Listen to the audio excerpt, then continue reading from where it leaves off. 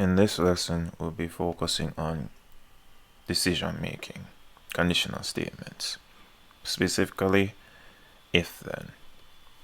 As you can see, I have my dev Pascal set up. I have named my program condition1. I've accessed the CRT functions, and I've declared 4 variables. A, B are going to be integer, time and amount are going to be real. Let's look at the following examples step by step. So example 1, we write a program that will determine if the value of A is greater than the value of B. Now, considering that there is no prompt for the user to enter any specific values, I'm just going to assign some values here. So I'm going to say A is going to be assigned 2 and B is going to be assigned 1. Don't forget the semicolons.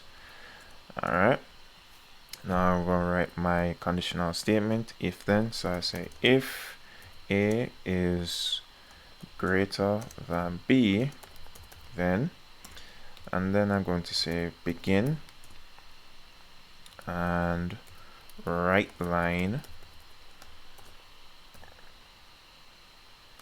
A is greater than B, or I could have simply wrote this right line. So I'm going to show you the 2 options. I'm going to say A, comma, and single quote is greater than single quote, comma, B. So you can see the actual values being displayed. And then I'm just going to end right here. And I'm going to put in a read key since I already have my CRT function working. And then I have my end right here. So let's just compile this line of code first. Okay, let me just execute. And as you can see,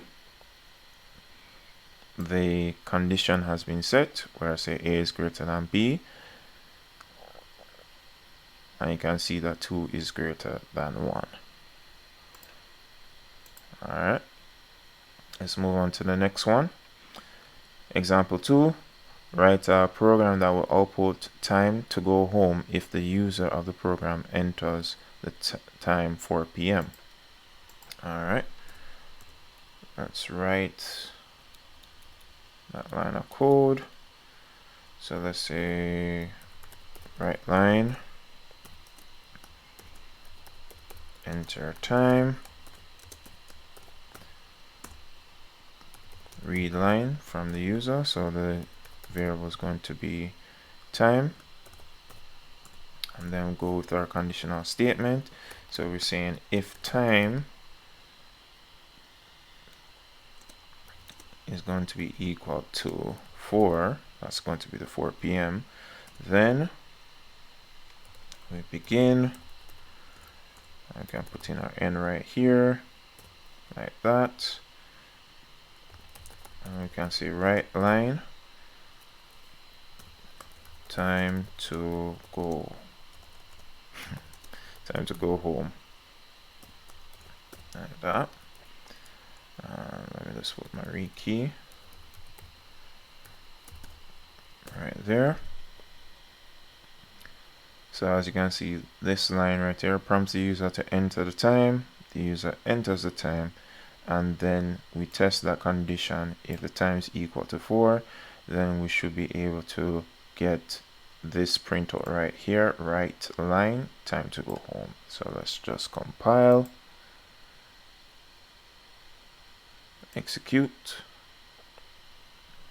Alright, so I'm going to enter the time, so I'm going to say 4, and it works. Alright, let's make a modification. Let's put a right line here. Every time we have a space between the different examples. Okay, last example. So we're asked to write a program that will ask the users to enter the amount of money they would like to withdraw. If the amount is greater than or equal to $1,000, the program should output the message, "Your charge is accepted." Alright, so let's go with a prompt. So we go write line, and we say enter amount. Don't forget the single quote. Put in read line amount. Alright, and then begin with our conditional statement. If amount is greater or equal to 1,000, then we can go with begin, and we also have our end here, the semicolon, and we need to output the message, "Your charge is accepted." So we say write line, "Your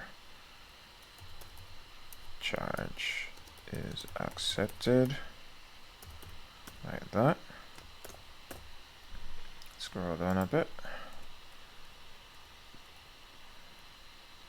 So I'll put in my re key, and also let's put in that right line for space.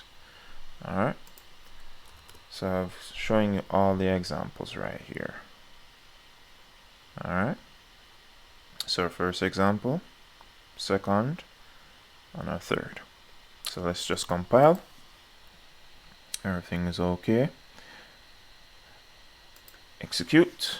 So we have our first line of code. So let me just show you. First example, we have tested that A is greater than B. Value is showing. Let's go to our next example. When I hit enter, I'm going to enter a time. Let's put in 4. Time to go home. Just like that. And hit enter again for the next example. So as you can see, let's put in 2,000 and charge accepted. Alright, this is part 1 of conditional statements, if then. I'll see you in the next video for part 2, if then else.